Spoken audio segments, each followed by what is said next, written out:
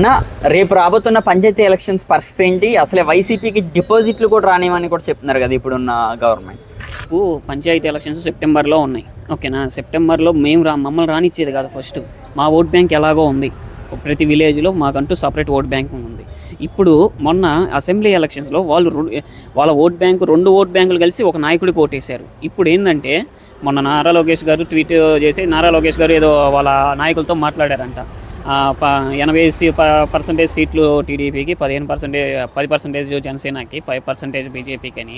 అంటే ఇప్పుడు ఒక మున్సిపాలిటీకి వచ్చేసి 20 వార్డులు ఉంటాయి. 20 కానీ 10 నుంచి 20 వార్డులు ఉంటాయి. అంటే 20 వార్డుల్లో జనసేనకు ఒక వార్డు ఇస్తారు, 19 వార్డులు టీడీపీ వాళ్ళు నిలబడతారు. అంటే మళ్ళీ టీడీపీ వాళ్ళు ఆ 19 వార్డుల్లో ఉన్న జనసేన కార్యకర్తలు మళ్ళీ టీడీపీ వాళ్ళకే ఓటు వేయాలి. అంతే కదా. ఆ బతకడం కంటే సింగిల్గా ఇండిపెండెంట్గా పోటీ చేయొచ్చు కదా. కానీ మేమంతా కూడా కలిపి ఉంటామని కూడా పార్టీ అధ్యక్షులు చెప్తున్నారు కదా. అతను చెప్తారండి, అతను ఏంది ఏసీలో ఉండి చెప్తాడు పార్టీ అధ్యక్షులు. ఓకేనా, కానీ ఇక్కడ లోకల్లో వాళ్ళు కొట్టుకొని చేస్తారు. రేపొద్దున చూడండి, మీరు కావాలంటే రేపొద్దున పంచాయతీ ఎలక్షన్స్లో మీరే చూడండి, టీడీపీ వాళ్ళు జనసేన వాళ్ళు కొట్టుకోకపోతే చూడండి, బీజేపీ వాళ్ళు ముగ్గురు. మాకెందుకంటే మాకు సపరేట్ మా ఓట్ బ్యాంకింగ్ మాకు ఉంది. మా తరపున ఎవరు నిలబడ్డా మేము పోయి ఆయనకే ఓటేస్తాం. మేము ఇంకొకరికి కాళ్ళు గడగాల్సిన పనిలే, ఆ నీళ్ళు నెత్తిని చల్లుకోవాల్సిన పనిలే. ఏంటి కాళ్ళు కడగాల్సిన పనిలే, పోయి నెత్తిని నీళ్ళు చల్లుకోవాల్సిన అవసరం లేదు. ఓకేనా, ఆ నీళ్ళు వీళ్ళు ఏంటంటే ఇప్పుడు సపోజు టీడీపీ వాళ్ళు నిలబడ్డారనుకో, జనసేన వాళ్ళు పోయి వాళ్ళ కాళ్ళు కడగాల, ఆ నీళ్ళు నెత్తిని చల్లుకొని పోయి ఓటేసి రావాలా.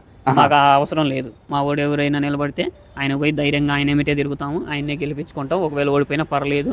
ఓకేనా, కాకపోతే జగన్ సార్ ఏమన్నారు, ప్రతి చోట సర్పంచుల్లో పోటీ చేయాల్సిందే. సర్పంచులు కానీ మున్సిపల్ వార్డు మెంబర్లు అందరూ ఓడిపోని గెలవని అది పక్కన పెట్టండి. ఒకవేళ నిలబెట్టకపోతే అది నియోజకవర్గ సమన్వయకర్త మా బాధ్యత వహించాలని జగన్ సార్ ఆల్రెడీ 1-2 సార్లు చెప్తానే ఉన్నారు.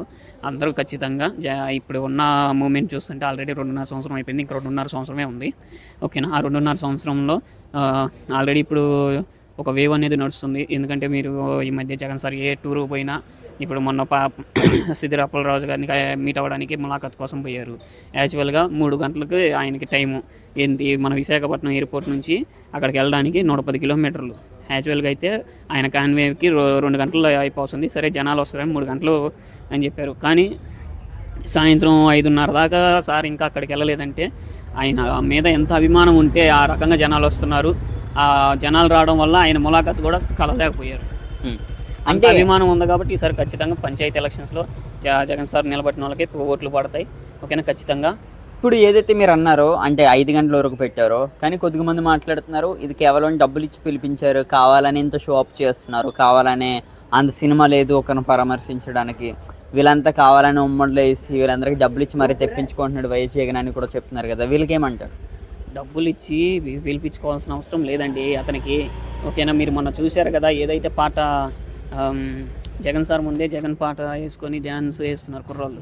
ఆ పాట చూస్తేనే మీకు అర్థమైంది. ఓకేనా, ఆ డబ్బులు ఇచ్చి వచ్చిన వాళ్ళ లేకపోతే అభిమానం మీద వచ్చిన వాళ్ళ అందరూ అనేది. ఓకేనా, ఆయన మీద సరే ఒక చోట అంటే డబ్బులు ఇస్తారు మీరు చెప్పినట్టే అనుకున్నాం. ఎక్కడికి పోయినా ఆయనకు అదే విధంగా ఫాలోయింగ్ వస్తుంది కదా. మరి దానికి ఏమంటారు మీరు? అసలు మరి ఏంటి రానున్న ఎన్నికల్లో జగన్ గారిని అసలు వైసీపీ పార్టీనే లేకుండా చేస్తామని కూడా చెప్తున్నారు. ఏంటి మరి అంటే గాలి కోతలకు వచ్చిన మాటలు గాలికే పోయినాయి అంటారు. ఇంకొక 2.5 సంవత్సరం ఓపిక పట్టండి. ఆ 2.5 సంవత్సరం ఇలాగే కలలు కానండి.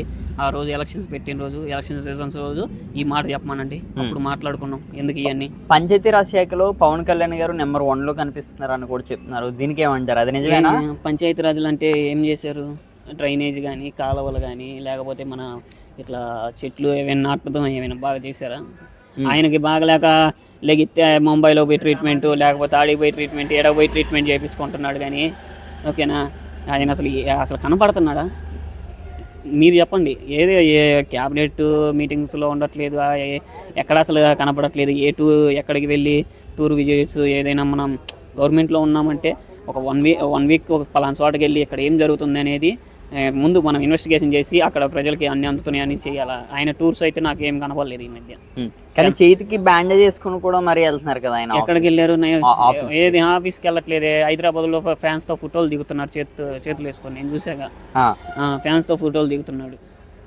మరి మరో విషయం, ఇప్పుడు లోకేష్ గారు మాట్లాడుతూ కూడా చెప్తున్నారు, మా పార్టీ అంటే మేము వచ్చిన తర్వాత రెడ్ బుక్ అమలు చేస్తామంటున్నారు.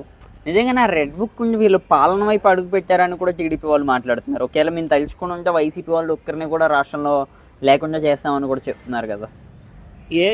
ఇంతమందిని జైలు వేశారు కదా, ప్రతి ఒక్క నాయకుడిని జైలు వేస్తారే, ఇంకెవరిని వేయాలా చెప్పండి. రెడ్ బుక్ నడిపిస్తున్నందు కాడ నడిపిస్తున్నారు ఆల్రెడీ. ఇప్పుడు ఆల్రెడీ సీదిరి అప్పలరాజు జైల్లో ఉండే, మొన్నటిదాకా నందిగాం సురేష్ జైల్లో ఉండే, ఎంతమంది లేరు, మిథున్ రెడ్డి అన్న జైల్లో పోయా, ఇంకెంతమంది, ఇంకా మెయిన్ లీడర్స్ అందరినీ జైల్లో వేస్తారు.